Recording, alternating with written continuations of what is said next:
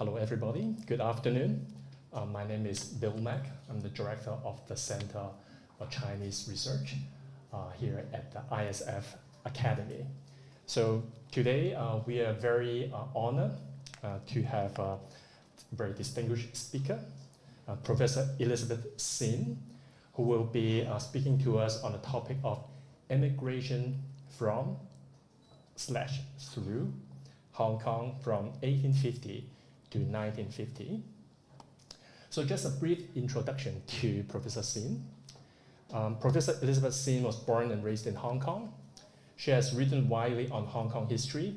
Before her retirement, she was the Deputy Director of the Center of Asian Studies at the University of Hong Kong, and is today an honorary professor at the Hong Kong Institute for the Humanities and Social Sciences. She is currently an expert advisor to the Hong Kong Museum of History and works closely with the Hong Kong Chronicles project. Having served on the Antiquities Advisory Board and the Lord Wilson Heritage Trust, she was awarded the Bronze Bauhinia Star in 2004 for her contribution to heritage conservation. She had led the Hong Kong Memory Project, that is from 2006 to 2013, to create a multimedia website for materials on Hong Kong's history, culture, and heritage.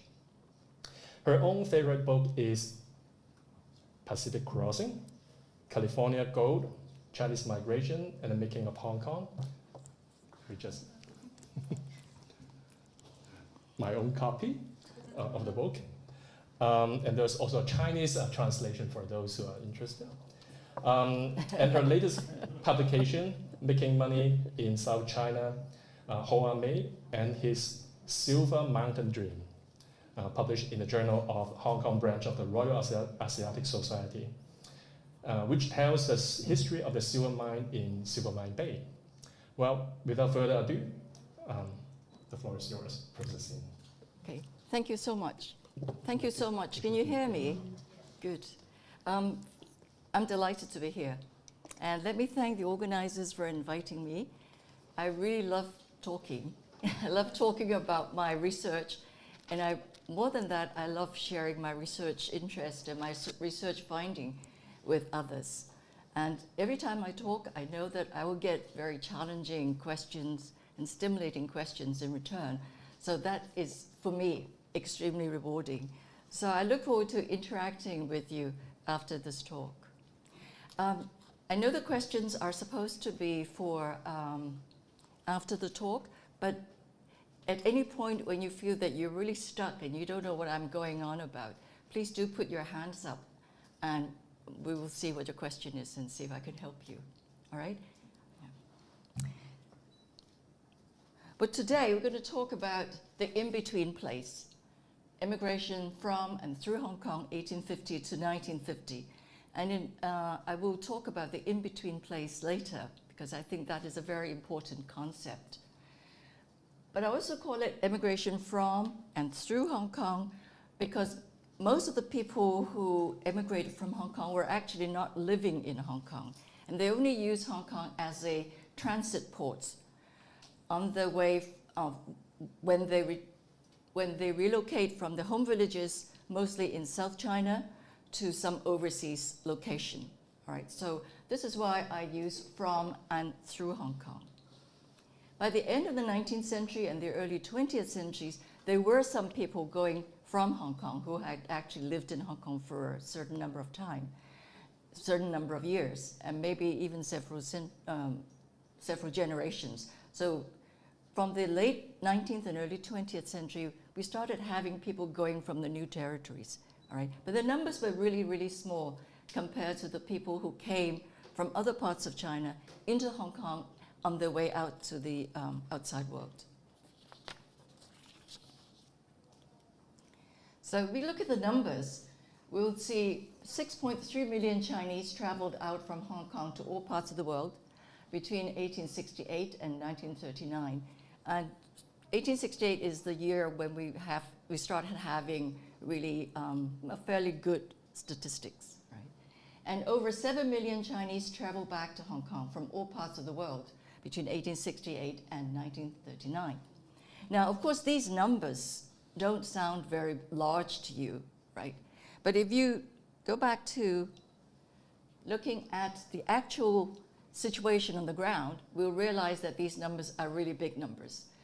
In 1871, the total number of people living in Hong Kong was 124,000. But the number of people passing through Hong Kong was 9,500, all right? Now, I should emphasize that the number of immigrants were not from the population of Hong Kong, but they were coming through. But what they needed was a really large number of people to service the migration trade, all right? And I hope that later I will show you how many people were actually involved with migration business, all right? So, and in 1881, when we had 160,000 people in Hong Kong, 70,000 people emigrated, all right? So these were really large numbers. And I hope that by giving these numbers, it gives you a sense of the scale. Okay.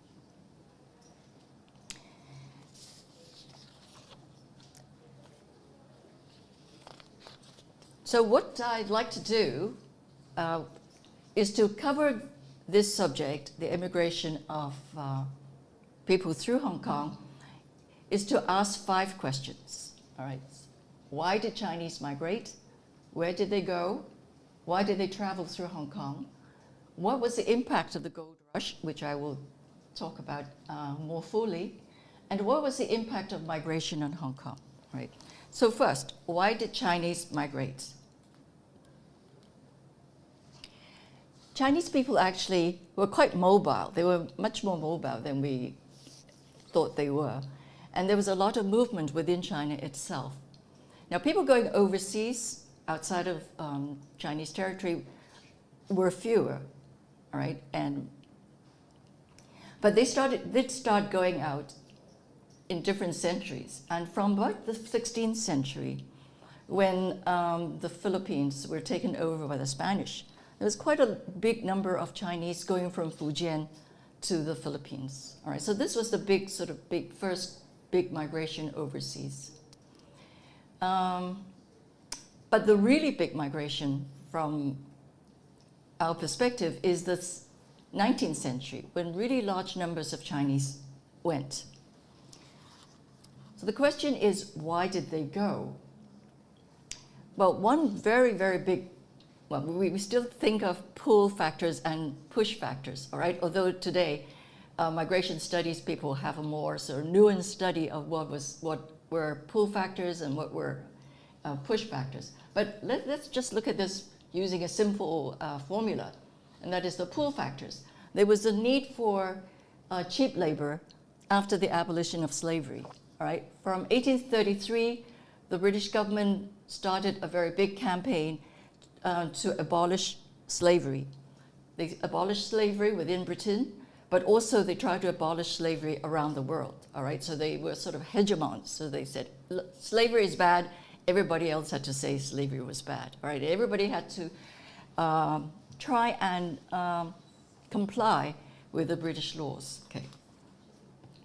So when these African slavery trade ended, and plantation owners, mine owners, and other capitalists could no longer use African slaves, they had to find cheap labor somewhere else. So there was this huge demand for cheap bodies, all right? Now, today we talk about the grab for talent. Everybody in the world, every country is trying to get talent, all right? In those days, they were not looking for talent. They just wanted bodies, all right? Lots of muscle and workers, people who were obedient and could work, okay? So there was this draw factor, and people went around the world looking for cheap substitutes for African slaves. And there were 2 kinds of people whom they targeted. And of course, they were from the most populous countries in the world, India and China, all right? And so you will find a lot of Indians, 3rd, 4th, 5th generation now, living in different parts of the world. And there was a sort of a debate among people at that time of who were the better workers, the Indians or the Chinese, right? They were cheap, they were all cheap, but they thought, well, Chinese were probably a little better because although the Chinese smoked opium, after they smoked opium, they just went to sleep. They didn't make trouble. The Indians, on the other hand, for their leisure, drank. And after they got drunk, they became very rowdy and they make trouble and they fought, all right? So there was this sort of comparison between which is the better labor, the Chinese labor or who were the better workers, all right? Who were more cost effective to acquire, okay? Now, some people who went out to work actually wanted to go out because there were better opportunities. From the mid-19th century onwards, with, well, first of all, you had Portuguese and Spanish colonial expansion, but with the British expansion and American expansion, there were many more commercial opportunities. There were people coming in to invest in mines, people coming in to set up shipping companies and trading companies, insurance companies, and so on. And all these companies needed labor. But at the same time, these companies also offered investment opportunities for Chinese people as well, all right? So many of them went out to serve as clerks, they went out to serve as shopkeepers, and of course some of them became very wealthy themselves, all right? And they started to invest in plantations and mines. More people went because there was better communication. Later in the 19th century, they started having telegraphs. There were better shipping, right? And the Suez Canal was opened. So the world became much more attuned to, well, much more mobile. And it was easy for people to travel, and it was easier for people to send labor as well as to send goods. Okay. Then there were special events. The events like the discovery of gold in California. And what was really interesting was at that time, after gold was discovered in California, a couple of years later they discovered gold in Australia, and then in New Zealand, and then in British Columbia. So from about 1848 to about 1860, 65, there was just a whole lot of gold discoveries, all right? And this was a huge pull factor because everybody wanted to find gold. Okay. And then there were other events, other opportunities, other requirements for labor, such as the building of the railroads. The most famous, of course, is across the American continent. Right? And then you had building the Panama Canal, for instance, that required a lot of labor. And then in the early 20th century, there was a big demand for rubber. So rubber plantations, Malaysia, also drew a lot of workers. Okay. So we had these, drew a lot of workers and a lot of capital, all right. And sometimes it's hard to distinguish between workers and labor and capital because very often people started, when they went out, they were laborers, and they end up becoming capitalist. Well, they went into business. Now, so these were the main pull factors. The outside world looked very good, right? Now, the inside world looked terrible, and this is the push factor, all right? So the pull conditions in China, in a way, China was the victim of its own success because the 17th and 18th century in China were huge, very prosperous centuries, and there was a huge explosion of population. So by the early 19th century, there was serious overpopulation, and there was a great grab for land. All right, there was not enough land to support the population at the existing level of technology. And there were a lot of upheavals. We know about the Opium Wars. The two Opium Wars had a big impact on Chinese society and on the Chinese government because China had to pay huge indemnities. So when you had to pay these indemnities, the government had to tax people more. Okay. And also with the incoming of foreign produced goods, it meant that a lot of the native productions were suffered. All right, because the factory-produced cotton, for instance, or factory-produced woolen were much cheaper in comparison and probably a lot more durable in comparison. And of course, we know about the Taiping Rebellion. All right, this was one of the most disastrous civil war in China. All right, and it just devastated a huge huge areas in China. All right, it upset society, it upset the whole idea about mandate of heaven. All right. So it was very disturbing. And there was another factor, and this is the factor, it's a sort of cumulative factor. When some of the migrants went out, and they were seen to be making a lot of money, they were very successful, they found gold. And this kind of chain migration was very important. Somebody would write home and say, oh, I made zillions of dollars. Or somebody came home and bought a lot of land. All his cousins and his uncles and everybody else can see how successful he was, and everybody else would want to go, all right? So this is the chain migration, and very often the migration took place on a village basis, all right? And sometimes some of the villages were just depleted of men because all the men went out. Okay. I think this probably happens in the Philippines too. Yeah. And actually it's interesting because this is interesting too, because you see there's a lot of modern comparisons that we can make about people going out, and who they left behind, and how they, the ones who went away, tried their best to support the families at home, right? And a lot of heartbreaking stories about separation and death and loss.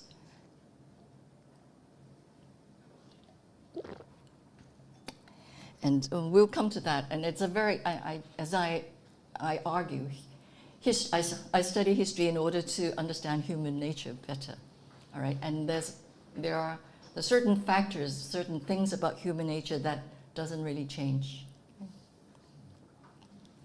So the second question, where did they go? Well, these were the main destinations. The United States, because of the gold rush, and then the other countries, Australia, New Zealand, and Canada. Okay.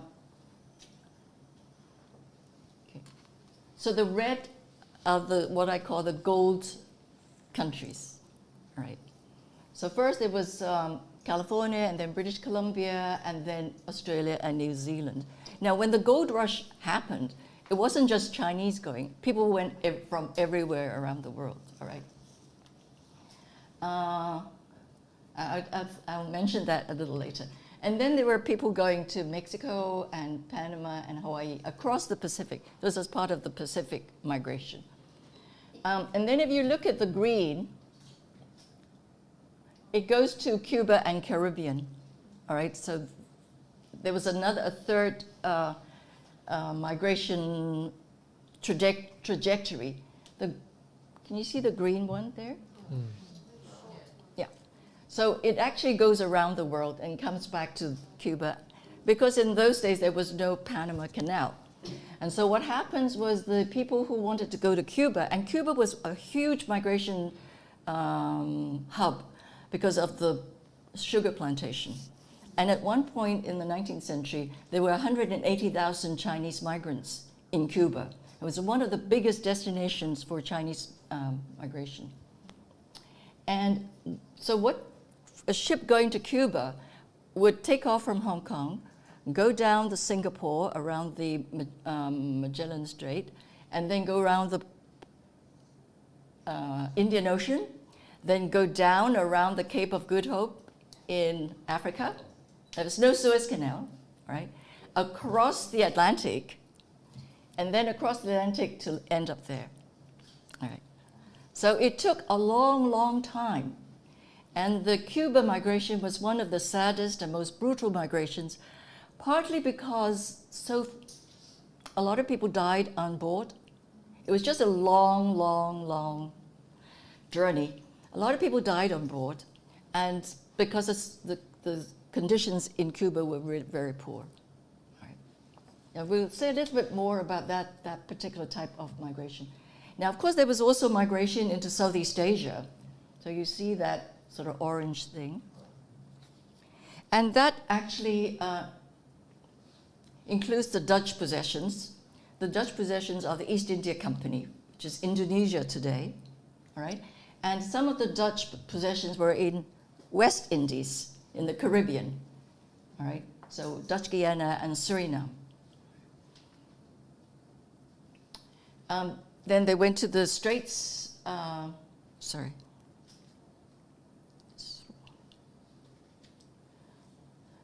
the Strait settlements, which was Malacca, Penang, and Singapore. And from Singapore, a lot of the ships that went to Singapore would bring workers who would then spread out in that whole area.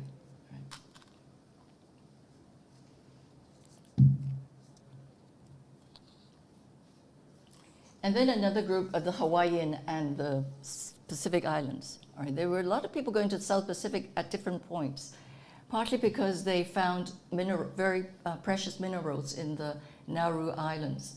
And Hawaii, actually, before it became an American state, was an extremely important coaling station, right? Now, once we had the steamships need coal.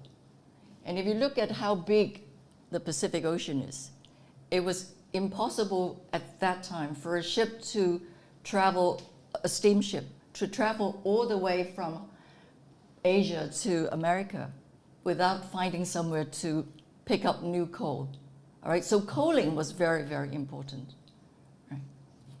And that is why even after the steamships came, many ship captains preferred to continue to sail in sailing boats, on sailing ships, because it was less dependent on fuel and was much more romantic sailing a ship. You can think of, I don't know, Joseph Conrad or something.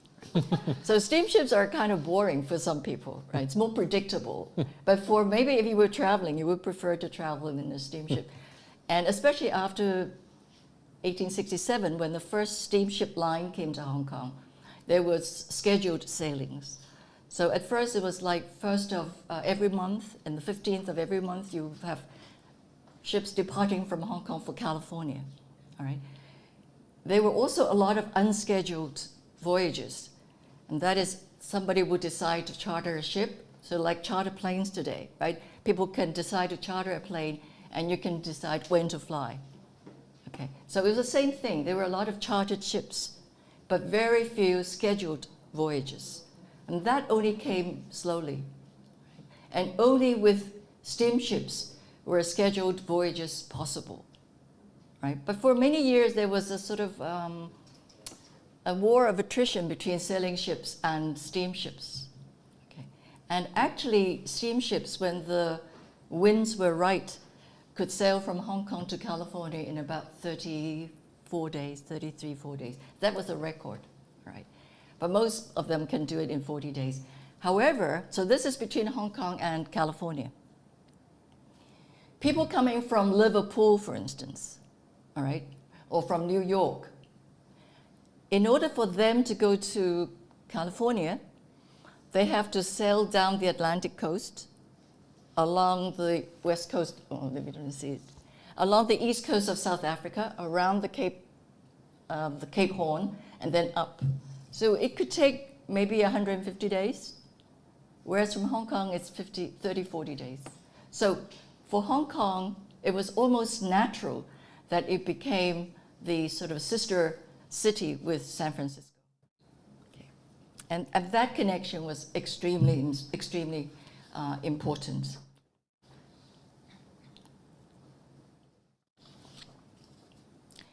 Inevitably, people also ask, well, what did the migrants do?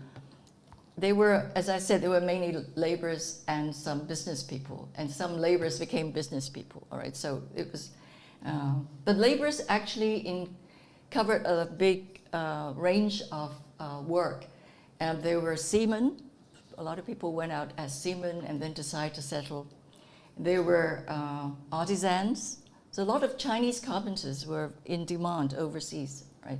And a lot of times the ships would take on carpenters so that they could work as carpenters on board and earn their passage. All right, so and Chinese carpenters were considered to be excellent. Right?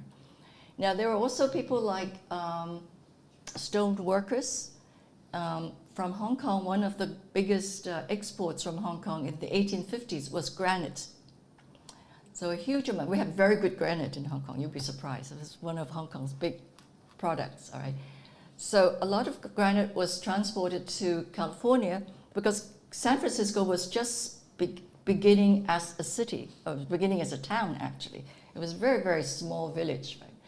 And so they had to have buildings put up. And granite was an excellent building material. So they took the granite to America. They ordered the granite from Hong Kong. And they would say, well, we want 50 pieces that are 10 by 2, or whatever it is, the measurement, all right? So all the cutting took place in Hong Kong. And Hong Kong stoneworkers were excellent. And the Hakka people in Hong Kong were considered to be excellent mason workers, all right? And so they would, some of these masons would go with the granite to San Francisco and built the buildings there. All right, so there were all kinds of laborers. Of course, some just went as sort of coolie laborers, and they work in the plantations or in the mines. But some were very accomplished artisans. Now, then the other question is, how did they pay for the passage?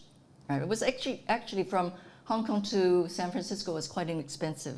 Sometimes 50 gold pieces, which was quite expensive, right? So there were several groups. Now I have to emphasize this. Any of these categories are very not that watertight. I mean, I'm just trying to categorize them, but in fact, the line between them is much more ambiguous. Okay, so there was one kind of people was self-paying. Now, self-paying actually means some people were rich enough to pay the passage, but it also meant some people who were able to borrow money from their relatives, families. All right. So when they went, they were in debt, but they were not indebted to a money lender. Okay, and it was also common for some families and some villages to put money together and invest in one person. All right, so they know one guy will go to San Francisco, and they will all sort of put in money together to send him off. So at some point, of course, he will have to repay that money, but once he became a billionaire, it was a bit easy. But also the important thing is when he made it, he would bring his cousins out, right, and his uncles and his friends, right? So this was a very important family commitment, all right? One guy goes out as a kind of, to test the waters, and if he's successful, he will bring the rest of the village. Okay. So that's one kind of financing, right? The other kind of financing was by credit, and that is people who go to formal or actually money lenders to get an amount of money to pay for their tickets, all right?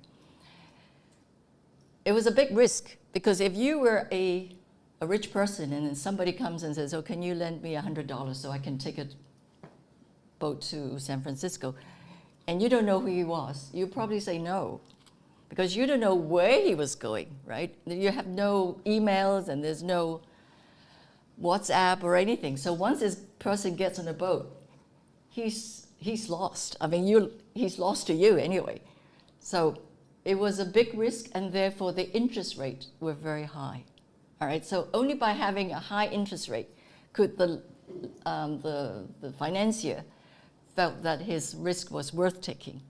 Okay, so this guy goes off to, the guy who borrowed money goes off to San Francisco.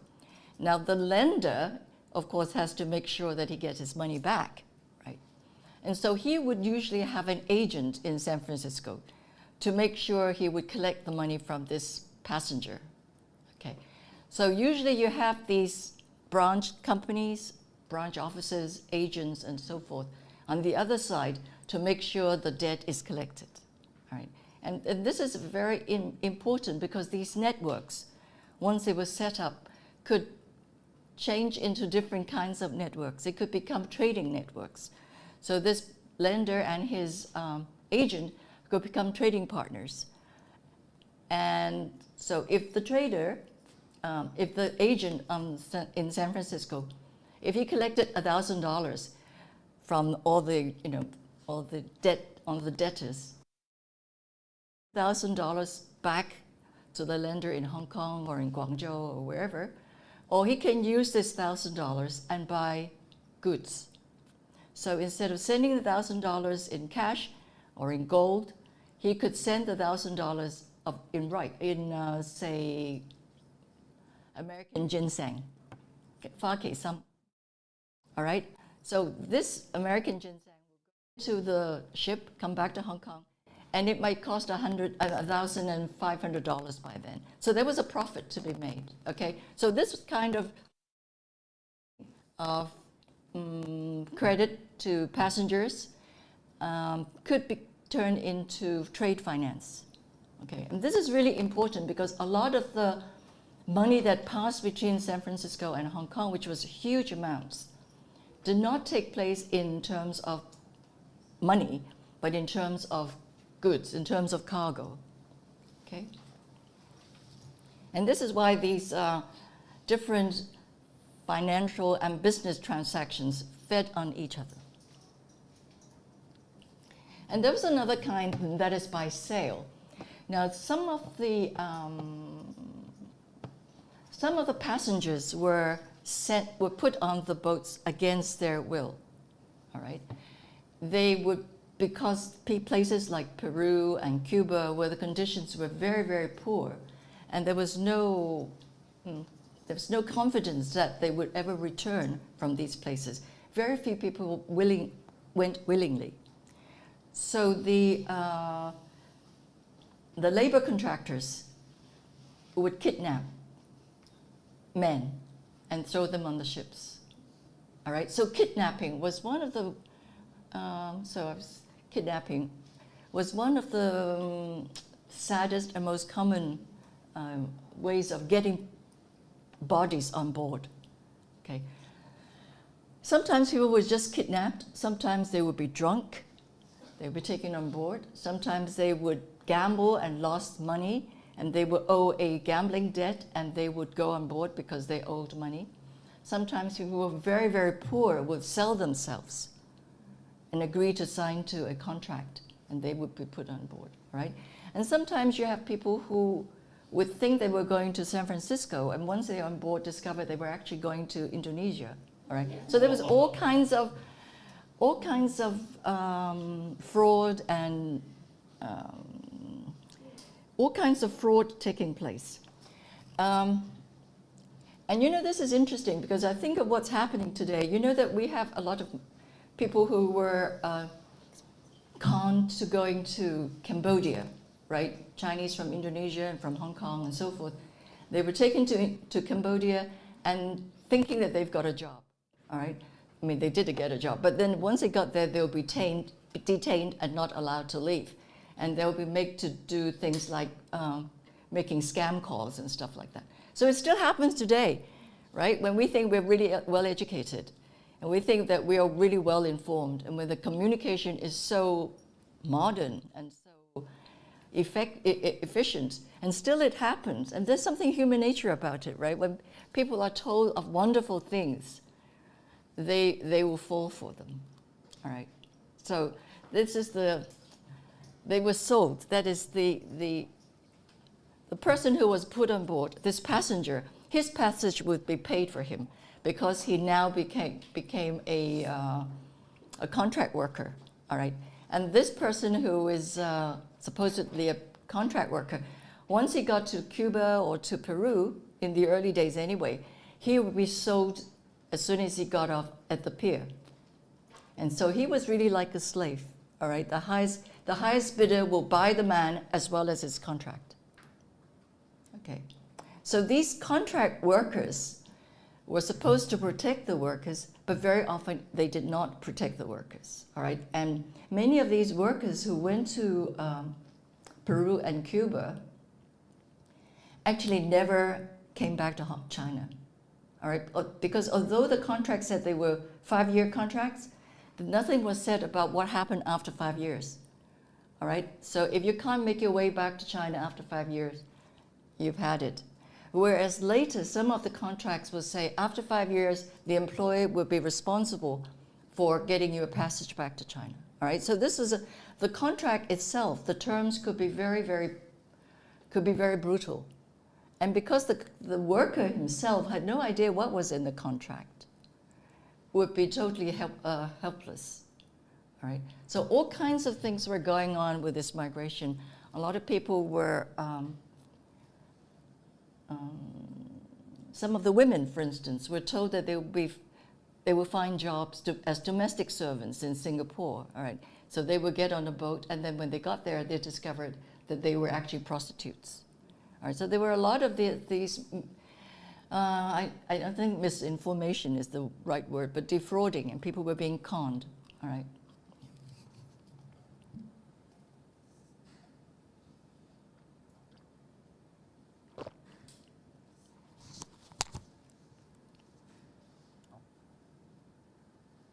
Now, then another question. As I said, a lot of the migration that went out took place through Hong Kong. Now, why was Hong Kong so important for Chinese migration? Well, first of all, maybe I should do the second point first. And in China, there was a ban against immigration. It's called 海禁, 海禁. Right? And the Chinese government, over the centuries, particularly the Qing government, was very nervous about Chinese people going overseas for the reason that they might become rebellious and seditious. All right, so once they're outside of China, they were no longer controllable. Right? And this was partly because after the Qing, well, in the late Ming, some of the anti-Qing people ended in different parts of Southeast Asia and in Taiwan, and they organized rebellions against the Qing government. All right, so the Qing government was very nervous about them. The other thing, and particularly in Taiwan, there was a guy called Zhang Tenggong, who really organized a large-scale uprising against the Qing. All right, and the Qing government became so nervous that they ordered people, all the villages within 50 li of the coast, to withdraw from the coast, all right? So that these people would not themselves turn into rebels, but also they would not support the rebels in Taiwan, all right? And so the Qing government, over the years, imposed a number of bans against immigration, right? Mainly for their sort of national security reasons. And therefore, although some of the Chinese might want to go overseas, it was not convenient for them to leave from Chinese port. Even after 1842, with the Treaty of Nanjing, and there were treaty ports set up, and foreign ships could go to the treaty ports, it was still risky for them to embark at the treaty ports. So what they did was they would come to Hong Kong, all right? When they left for Hong Kong, they could say, we're just going to Hong Kong. Hong Kong is part of China. Hong Kong is not overseas, all right? So Hong Kong has always occupied the very ambiguous position in relation to China, all right? And actually, this is a good, migration is very useful for highlighting that point, this ambiguous nature of Hong Kong, right? And so Hong Kong and Macau, which was under Portuguese rule, were two places that were ideal for immigration.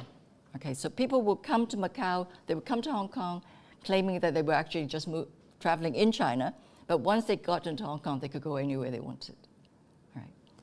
But why Hong Kong? Now, Hong Kong was also, in a way, at least compared to Macau, was a very important, a very good port because it was free. And when we say free port, we actually mean two things. One, that it was an international port, that there was no discrimination against non-British ships. All right, so all the ships of all nations, when they came to Hong Kong, they were treated as if they were equal to British ships. All right, of course, this is a slight exaggeration, but this is important because at that time, in many cities around the world, many ports around the world, there was much discrimination against foreign ships, all right? There was a very protectionist attitude, policy towards foreign trade. So foreign ships will have to pay more dues. they will have to have more stringent examinations and so forth, all right? Whereas in Hong Kong, all the ships were treated the same. The other thing about being a free port was Hong Kong did not impose a import and export duty. Now, this is one of the most fantastic things about Hong Kong. Hong Kong really was a free trading port, okay? So ships that came to Hong Kong, the goods can go into Hong Kong and out of Hong Kong again as a transit port, as an entrepot port, without paying any duties. Okay. Now, this was, of course, great because it means that the goods could be actually cost less, all right? But what is even more important was that there was much less paperwork. You didn't have to fill forms, customs forms. I don't know how many of you go to the post office to send things to America. Have you ever gone to the pub? Yeah. To send things to America is a nightmare, right? Whereas if you send something to, I think Singapore doesn't have to have declarations. But to America, it's just, you just have to fill a lot of forms, right? So when the ships came to Hong Kong and they didn't have to go through the customs inspection and so forth, everything was much quicker.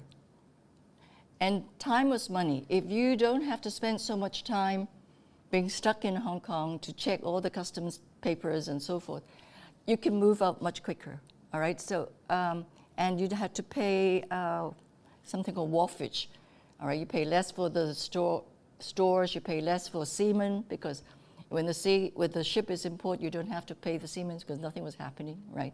So when a port was a free port with no import-export duty, it was much more cost-effective, much cheaper to operate, all right? Now, compared to Macau, Macau was awful. Macau discriminated against non-Portuguese ships. In fact, Macau discriminated against non-Catholics. So everything was very complicated in Macau and very unpleasant. And Macau had import and export duties, but on the other hand, it will come to see where Macau had a slight edge over Hong Kong. Now, in some ways, Hong Kong had better legal protection against abuses for passengers. A lot of these passenger ships, or the migration progress, the migration process itself was full of fraud, full of abuses. Some of the ships were overpacked, all right, very, very crowded, because from a ship owner's point of view, the more passengers you can put on, the more money you make, right? But from the passenger's point of view, the crowdier places, the more uncomfortable, but also once you have people die, if you have a dead passenger or you have people getting sick, the more overcrowded it was, the more dangerous it was, right? And there were quite often mutinies on the ships by the passengers because they were so brutal. I mean, the ships, well, first of all, some of the passengers were not they didn't go voluntarily anyway. So they might be thrown onto a ship when they were drunk, but when they woke up, they realized they're going to West Indies or somewhere, right? So when a lot of the people started realizing they were going to some strange country and they didn't even know they were going, they would organize mutinies against the ship's crew. All right, so this was quite common, and it was bad for everybody. It was bad for the the company owners. It was bad for the passengers because many people died, and it was bad for the crew too, right? Yeah. So there were all these abuses, and so the Hong Kong government started to legislate, put in. So what time are we? Can somebody keep an eye on the time? Yes, we have 10 more minutes. Okay. Let's see what I can do. And so the Hong Kong government tried to put certain laws in place, all right? And one of the first ones was the Chinese Passengers Act. And this controlled two things in particular. One was to make sure that the people who were put on board before the ship left to ask the passengers whether they knew where they were going. The second was to make sure that they wanted to go, that they went voluntarily, all right? So and also it restricted the number of passengers that could be put onto any ship according to the area of the ship, whether it's, I think, 50 foot to a passenger, or according to weight, whether this ship was 100 or 2,000 tons or whatever, okay? So there was some protection. And some of this protection, the Chinese Passengers Act, came from the British policy of anti-slavery, the part of the British anti-slavery policy. Okay. And then in 1870, the government started to prevent laborers from leaving if they had contracts, or they were contract laborers who were going to non-British territories, which meant that if a company wanted Chinese laborers to go and work in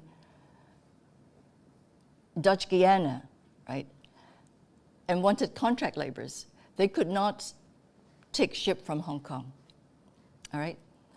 The rationale was the colonial government in Hong Kong felt that that only those laborers going to British territories could be safe, because only in British territories could they guarantee the contract terms would be observed. All right. Now, of course, we can be very cynical about it, but that was the rationale. Okay. And whereas if a French colony, for instance, wanted Chinese migrants to go to Mauritius, for instance, all right, they would not be able to leave from Hong Kong because it was not a British territory, and the British government and the Hong Kong government could not be sure that the contract terms would be observed and that the laborers would be protected. Okay. Now this is their explanation. But of course, there's always another side of it. And the other side of it was because we know that all the countries were competing for bodies, right? Everybody wanted more bodies. And so they would make sure that there were enough bodies to go to British territories. Okay. And then in 1872, in Hong Kong, we passed another act which was to fight against kidnapping. All right. So in Hong Kong, you had these comparative protection for passengers. Macau did not have these rules, all right? So for Macau, the ship owners like Macau more, all right? For passengers, they liked Hong Kong more, all right? So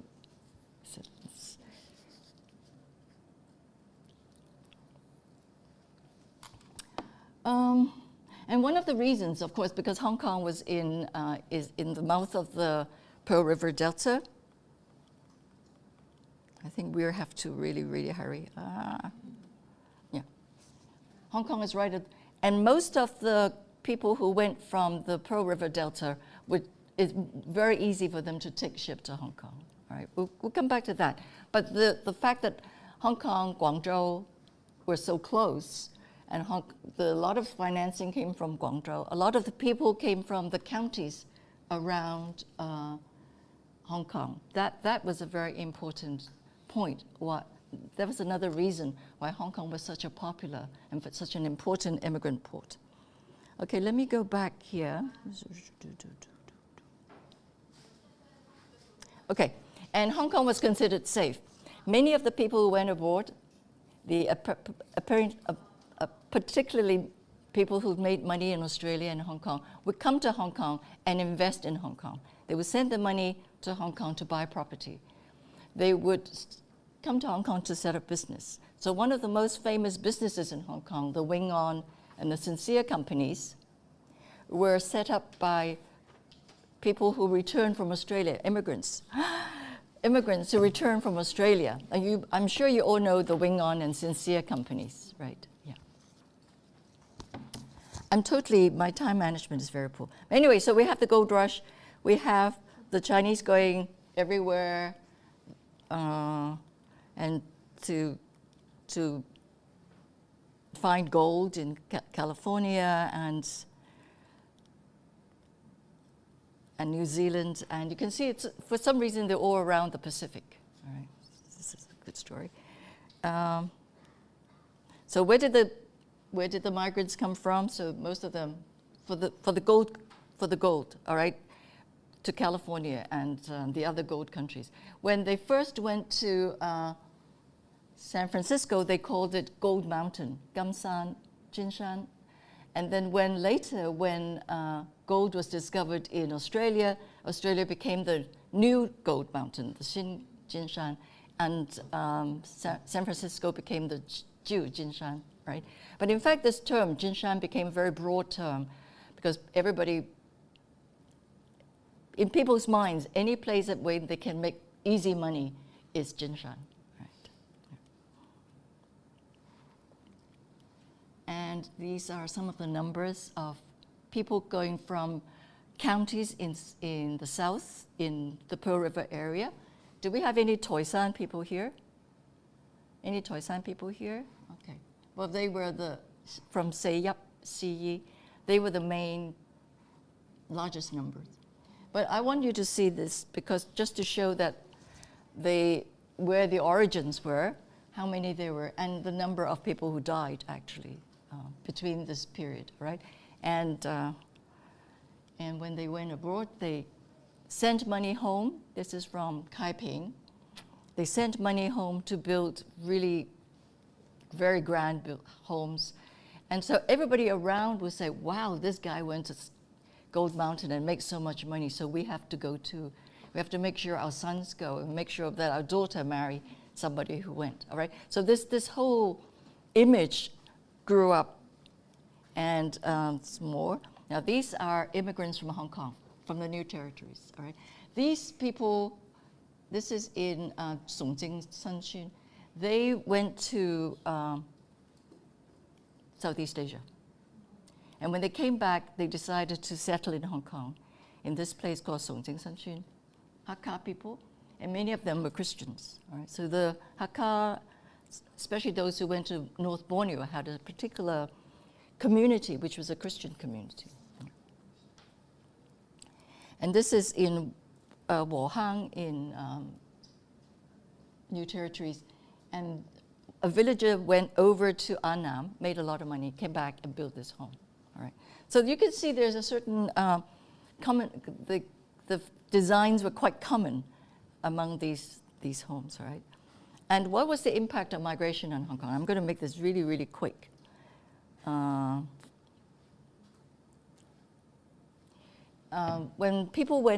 Chinese people went overseas, particularly to places like to California, they created markets for goods from China or from Southeast Asia, all right? So from Hong Kong, there will be a lot of food, a lot of clothes, shoes, opera, medicine being sent to the consumers in San Francisco, all right? And from California, they'll be sending back things like some, right, American ginseng, quicksilver, which was very, very big, wheat and flour, and that was very big too. So here, the trades would coincide. The food that was sent from Hong Kong to San Francisco, of course, were not grown in Hong Kong. So you have sea cucumber and swallow's nest, bird's nest, and shark's fin, all these very, very expensive foods, and Chinese medicine like dongchongchou and so forth. All these would first come to Hong Kong from the north and from the south, right, Southeast Asia, from Australia. And they would go to San Francisco and they would spread out from San Francisco, right? And the goods that came from San Francisco would go to Hong Kong and also spread out all over Hong Kong. Now, on the China side, there was an old trade called the Nanbak Hong, which is the south-north trade, all right? So these were goods coming in, up and down the China coast into Southeast Asia. With the Gold Mountain trade, the two trades coincided. So you have a north-south trade and a southeast-west trade. And this is really important because it was this intersection of the trades that make Hong Kong such an important hub. So it's not just shipping, it's not just passenger trade, but trade, all kinds of trade as well, all right? And the second thing is really important is that I'm going to try to finish this in about 2 minutes. The overseas Chinese sent a lot of money back. The Qiaohui was very, very important. So the money coming back to the villages in South China actually supported the livelihood and supported a lot of the building of infrastructures and schools and bridges, libraries, big homes, businesses, railroads, and so forth, all right? So the money coming from overseas was a very important source of the southern Chinese economy, all right? But what is important was most of that money came through Hong Kong. So Hong Kong became the foreign exchange center. American gold would come to Hong Kong, and it would be changed to silver before it was taken back to the villages in China. Because in China in the 19th century, most of the people preferred to use silver. So silver was expensive in China. Gold was expensive outside of China. So the gold comes to Hong Kong, was sold into silver, and the gold remained quite cheap. So the European and the American banks would come and buy gold from Hong Kong. So Hong Kong became a really, really important exchange center, all right? It still is today, and the roots go way back. And there was a cultural exchange. One of the most important, funniest things that I often find is American immigrants sent their children home, sent their children to Hong Kong to learn Chinese. Chinese immigrants in Southeast Asia sent the children to Hong Kong to learn English. So there is this interchange. Hong Kong is a very important interchange. Okay. Some immigrants actually sent those kids to the home villages so that they learn how to take care of their grandparents and stuff like that. But Hong Kong was a very important place for education for overseas Chinese. All right. And so there was a wealth investment and so forth. And there's a return of bones. I've just spent 2 minutes to talk about. Do I have 2 minutes? Well, I'm past my 2 minutes, but anyway. This is an overdraft, right? The return of bones. One of the most important things that Hong Kong did was to enable Chinese who had died overseas to be buried at home, in their home villages. One of the most tragic things for Chinese people in the 19th century was to die overseas. All right, so if you go to California, if you go to Melbourne and Sydney, and your aim was to go there and make a lot of money and come home, right? But it doesn't always happen like that. So if you got sick and you died there, what do, right? Now, the very, very rich people could afford to be sent home in coffins, but that was very expensive because you have to preserve the body, right? The people who are less wealthy would first be buried locally in San Francisco or in Vancouver or wherever. And in a few years, the bones will be picked up and they'll be cleaned and they will be put into bone boxes and sent back to China. All right? And then they will be sent back to the home villages where the children will make offerings to them. All right? One of the worst things about dying overseas was that no one will make offerings to you. I mean, not you, to you, but to the deceased person, right? And the deceased person, when the deceased person did not receive offerings of clothes or food, particularly of food, what will happen to him? He becomes a hungry ghost. He becomes a hungry ghost and he will haunt people and he will do terrible things to the living. 孤魂野鬼, right? 孤魂野鬼. That is like the scariest things you can imagine, all right? So the person who died did not want to be a hungry ghost. Right? His friends around him in San Francisco also didn't want a hungry ghost around them. So it was really important to send his bones back to China so that he would rest in peace. All right? And that is why one of the things that got sent from Hong Kong to San Francisco a lot was joss paper, like ritual paper and things you can burn. And right. And so to make sure that all the rituals were followed very strictly, right? And a lot of ritual masters were sent over too, to make sure you had the feng shui and pick the right dates and so forth. So migration involved a lot of ritual exchange, all right? A lot of ritual migration as well. Okay. So the bones that were picked up or in New Zealand or in Melbourne or wherever would come through Hong Kong. And in Hong Kong, they will be collected and they'll be stored. And the people in Hong Kong would try to contact the families at home. All right, so say Mr. Leung, he's from Toi San. All right, so somebody will go to Toi San and look for his wife or his children or whatever and say, okay, Mr. Leung's bones are coming. So we will send it to you, and please make sure somebody will pick up the boxes at the pier.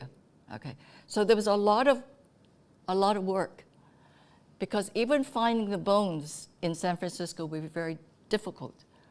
These bones, people died not in the center of town. They died in all over the places in California. And it's California, Nebraska, wherever, Oregon, and they could be all over the place. And if you can imagine how isolated these places were.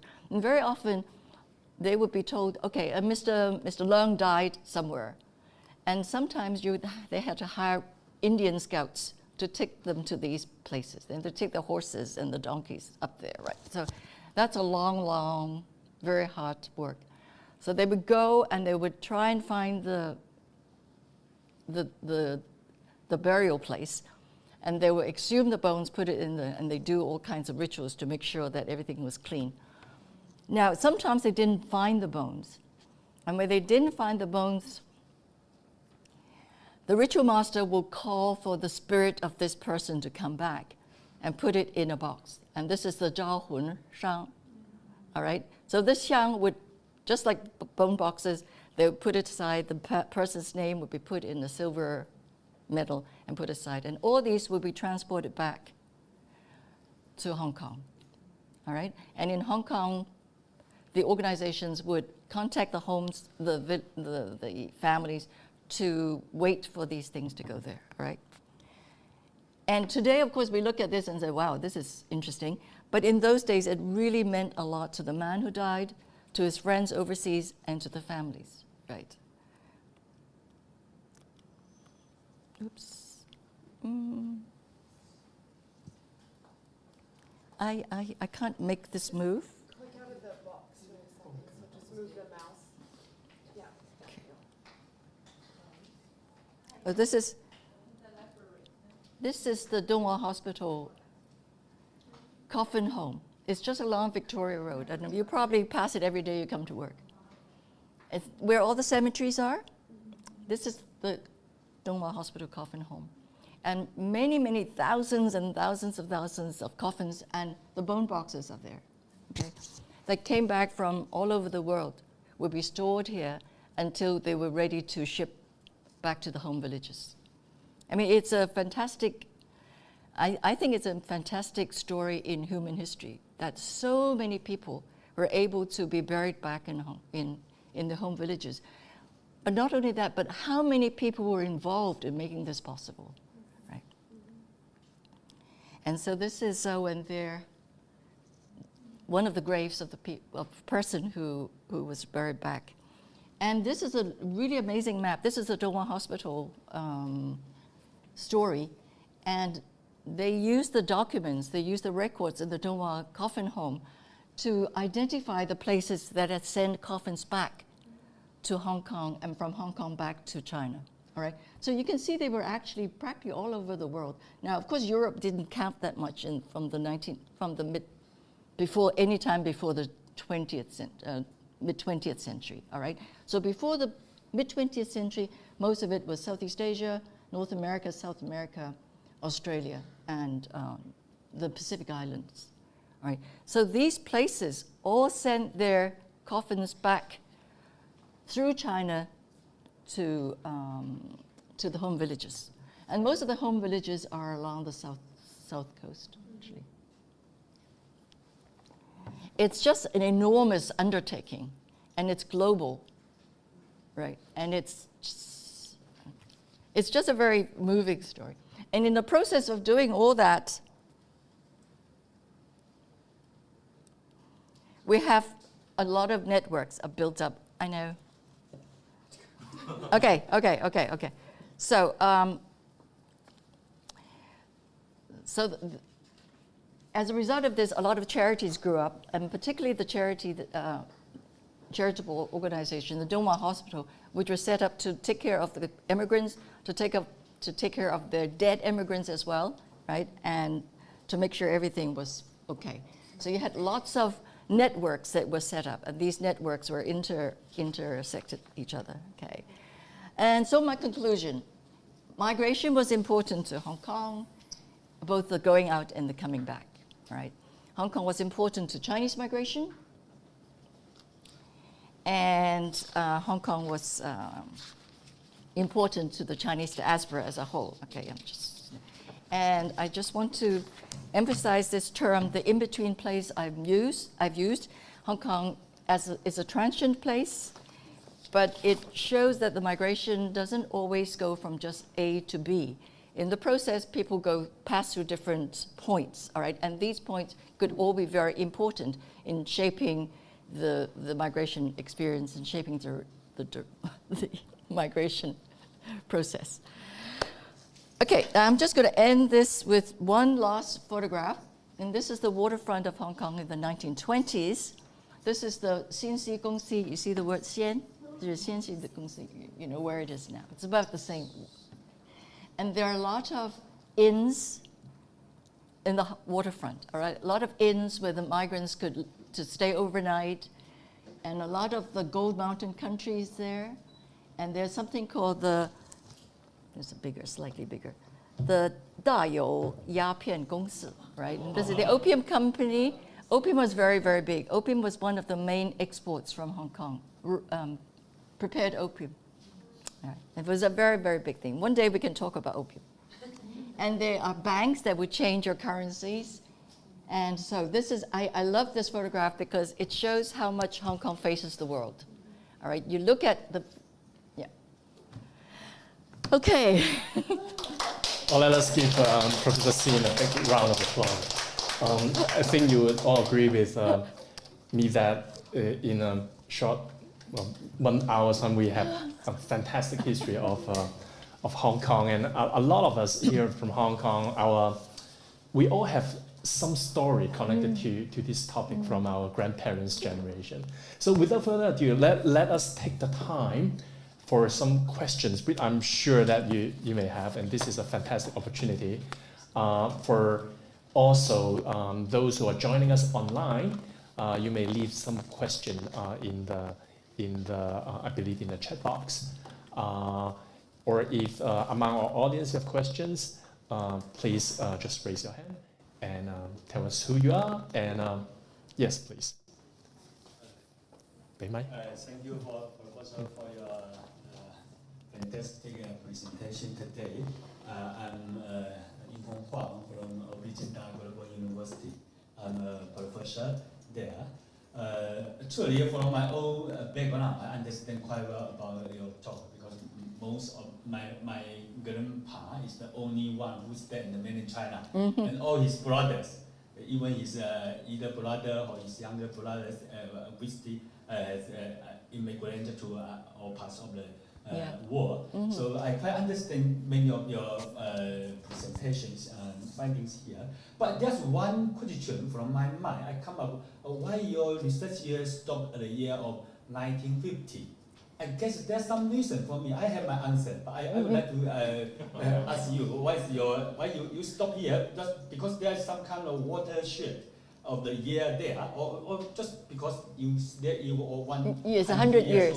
Well, it's 100 years, and also if I went on any longer, I will be here all night, and you'll be here all night as well. No, 1949 was a watershed, right? Because the People's Republic of China started to have a different overseas Chinese policy. The Qiaobu was different. They have a different attitude. So from then onwards, the connections between overseas Chinese and the diaspora, between China and the diaspora changed, and that also changed. But of course, by 1979, everything changed back. Yeah. But that's a very good question. And in fact, in 1949, many of the coffins and the bone boxes in the Dongma Hospital couldn't go back to China anymore. Yeah. But for Hong Kong, it was really important because Hong Kong then became even more important because many of the people who couldn't go back to China came to Hong Kong and settled in Hong Kong. And many of the people who couldn't go to America came to Hong Kong. So Hong Kong became the meeting place for split up families.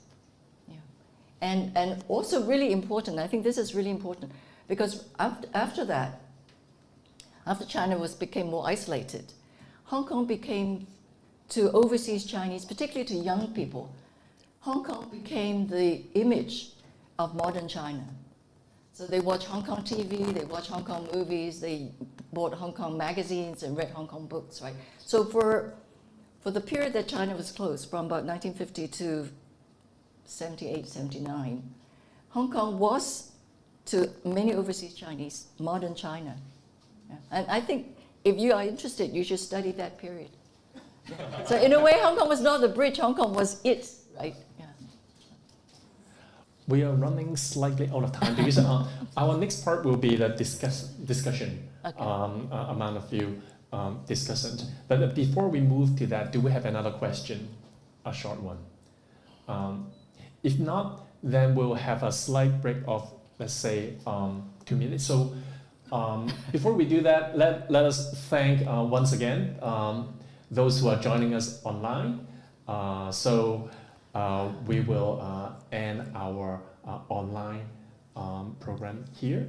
And for those who are staying here, we will take a break of about 2 minutes and then we will start again with a discussion. Thank you. Bye.